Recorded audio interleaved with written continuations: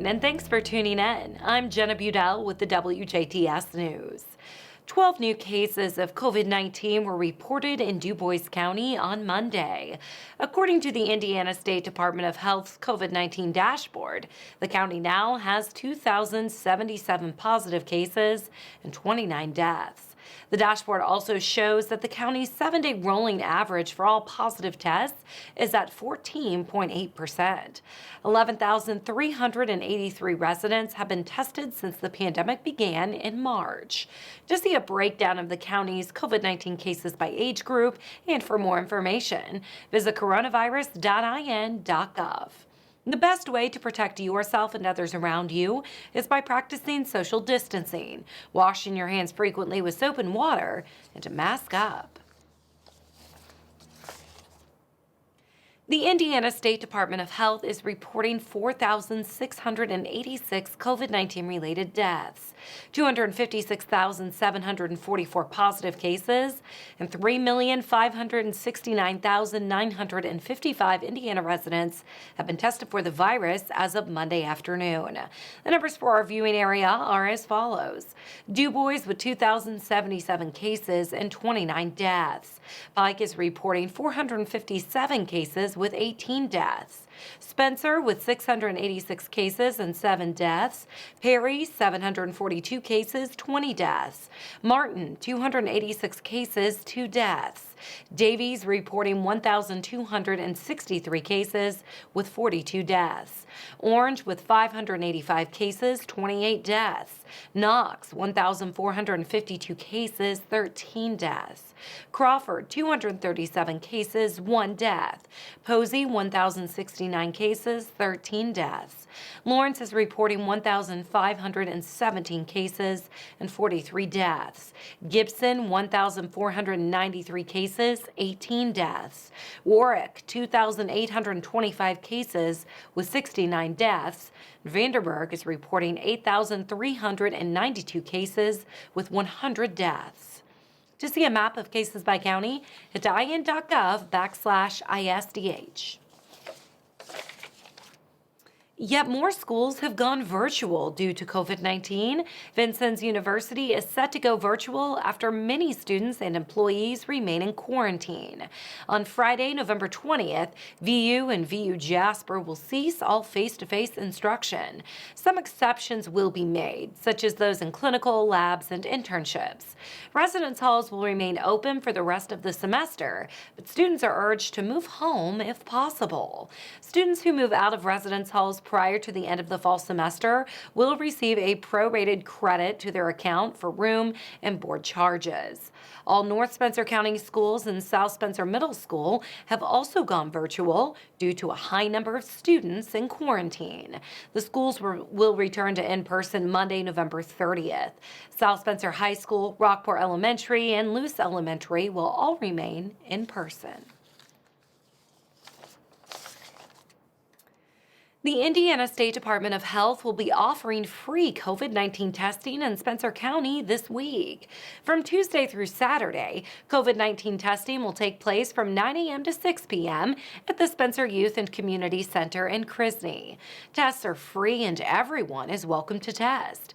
No appointment is necessary. However, masks are required. Federal jury trials have been suspended through at least late January in Indiana's Southern District as coronavirus cases continue to surge across the state. An order sent Friday by Chief Judge Janie Magnus Stinson suspends all in-person jury trials in all divisions of the U.S. District Court's Southern District of Indiana until at least January 25th. All court-officiated naturalization ceremonies have also been canceled until at least that date. The court's order came the same day that Governor Eric Holcomb signed a new executive order reinstating limits on crowd sizes for nearly every Indiana county starting Sunday, in response to weeks of sharp increases in Indiana's COVID-19 hospitalizations and new infections. The Southern District has courts in Indianapolis, Terre Haute, Evansville, and New Albany. While jury trials at federal courthouses in those cities have been suspended, those courthouses remain open, but COVID-19 restrictions imposed in the district court's previous orders remain in effect. Those include mandatory face coverings in all public spaces, excluding people with medical exemptions or those excused from wearing a face covering in a courtroom by its presiding judge. The district court has created a COVID-19 response page on its website that contains all orders, press releases, and other information regarding court operations during the COVID-19 pandemic. Indiana government is working to make sure water is okay to drink in schools. To ensure Indiana's schools have safe drinking water for students and teachers, the General Assembly passed House Enrolled Act 1265 during the 2020 session. House Enrolled Act 1265 requires Hoosier schools to test their water for lead contamination before January 1st of 2023. If school authorities find levels of lead in the water are above 15 parts per billion, they are required to take immediate action to reduce the lead levels. House Enrolled Act 1265 reports that 374 school buildings had recently been tested for lead, and close to 900 have already signed up to participate in the Indiana Finance Authority's lead sampling program. These schools are therefore exempt from this additional testing requirement because they've already tested for lead or are scheduled to do so. Increased levels of lead in a child's bloodstream can result in learning and behavioral problems that last a lifetime. On average, children in the United States spend 180 days a year in school. This equates to more than 1,000 hours each year. During this time, they are undoubtedly consuming water. House Enrolled Act 1265 is said to ensure that the quality of water is monitored in each and every school in Indiana, both new and old.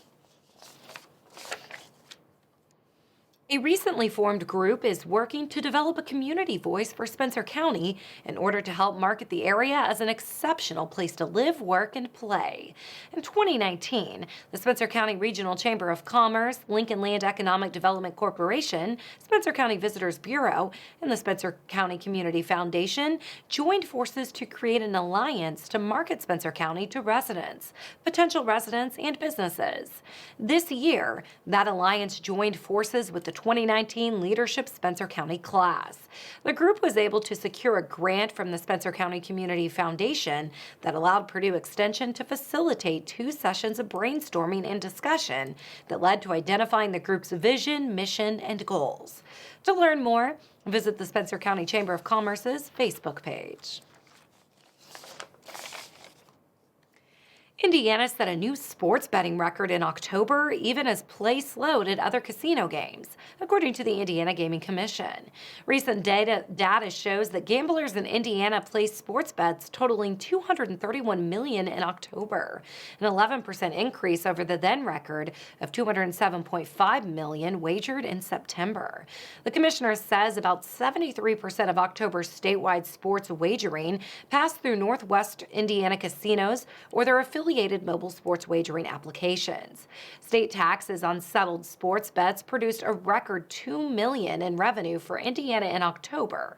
In total, around $1.6 billion has been wagered on sports since Indiana's sports betting industry launched in September of 2019. Max Bischel, U.S. Vice President of the Gambling.com Group, attributed the success of Indiana's sports books in October to the simultaneous play of the NBA Finals, World Series, NFL football, and Big Ten football. The statewide casino revenue after paying winning bets totaled $167 million in October, a 2% drop compared to September and a 7% decline related to October 2019, according to the Gaming Commission. The first woman to win the Nobel Prize in Economics is being recognized with a new statue at Indiana University. The statue of Elinor Ostrom was unveiled this week near Woodburn Hall on the Bloomington campus, where she taught for many years as an IU professor. The statue depicts Ostrom sitting on a bench, smiling and looking up as if talking with a visitor. Ostrom won a share of the 2009 Nobel Prize for her research and to help people overcome selfish interests to successfully manage natural resources. She died in 2012 at age 78. IU President Michael McRobbie and other school leaders took part in the unveiling ceremony. McRobbie says he hoped Ostrom's legacy will inspire students and others to make their own contributions to the advancement of knowledge. Retired IU professor Michael McGinnis, who is a longtime colleague of Ostrom, says even after winning the Nobel Prize, she often made time for young scholars, recalling that when she died, a copy of students' dissertation was found nearby with comments she had written. Now stay tuned. Weather and sports are still to come on WJTS News.